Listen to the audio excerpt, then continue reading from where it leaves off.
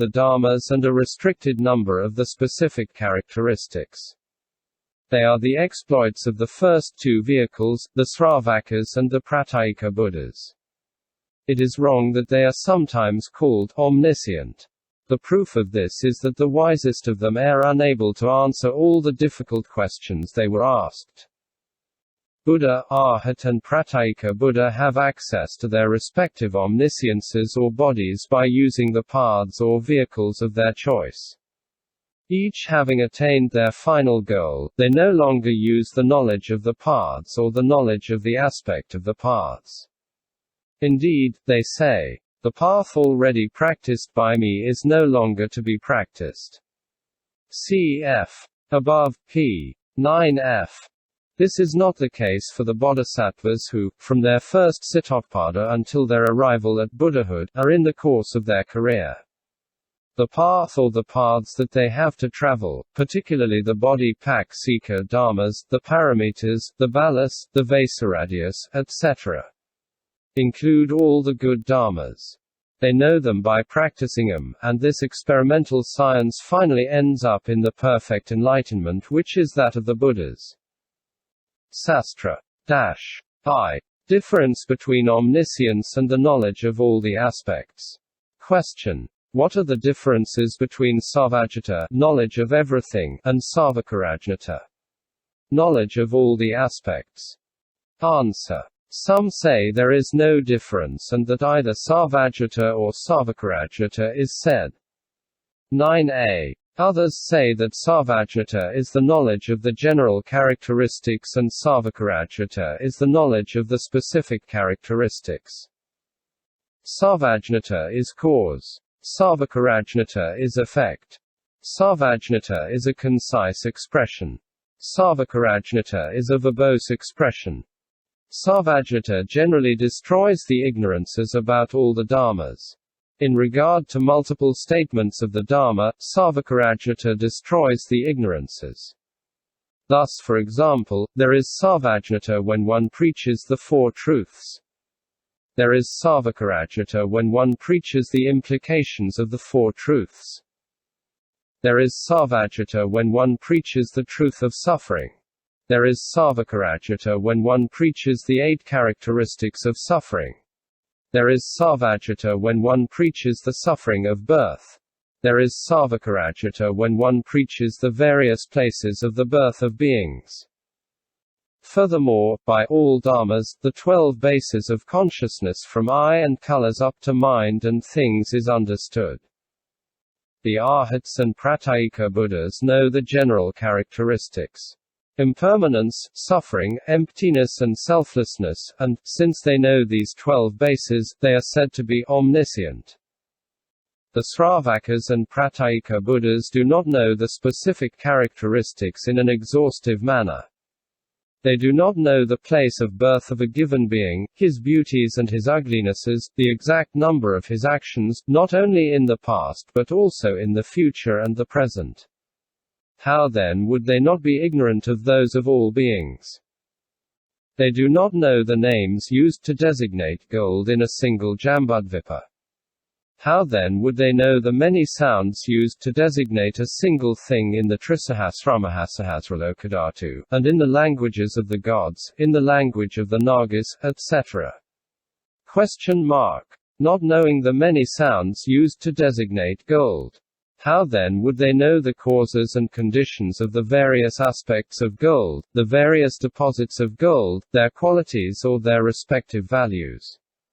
How would they know the causes required to gain merit, commit sin or find the path?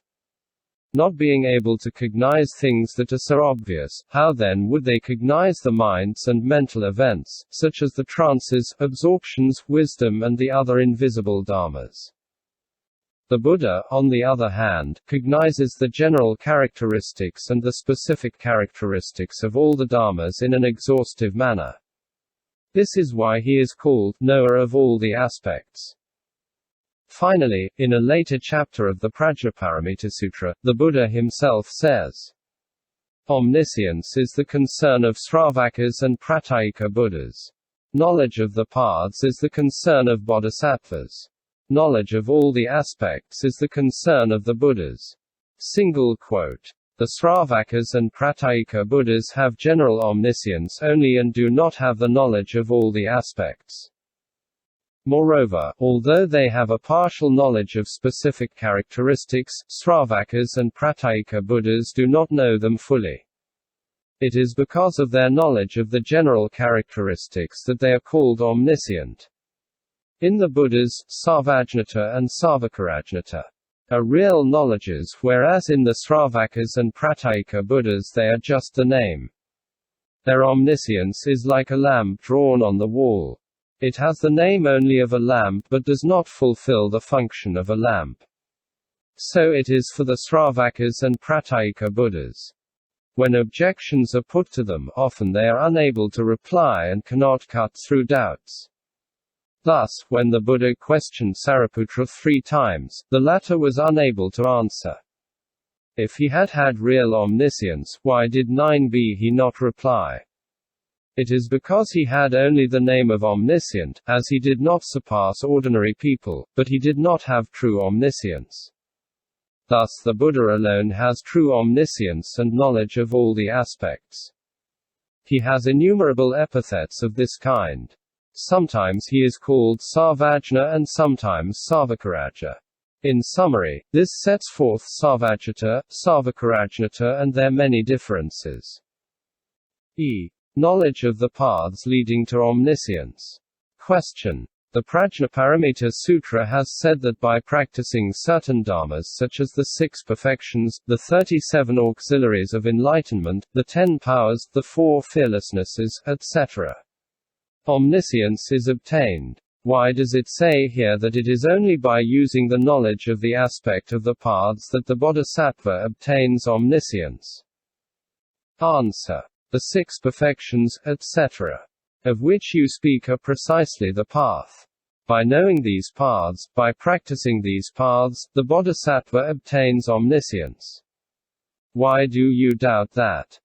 Furthermore, all the good dharmas included between the first production of the mind of awakening and sitting on the seat of enlightenment together comprise the path. Practicing these paths by distinguishing them and meditating on them constitutes the knowledge of the paths.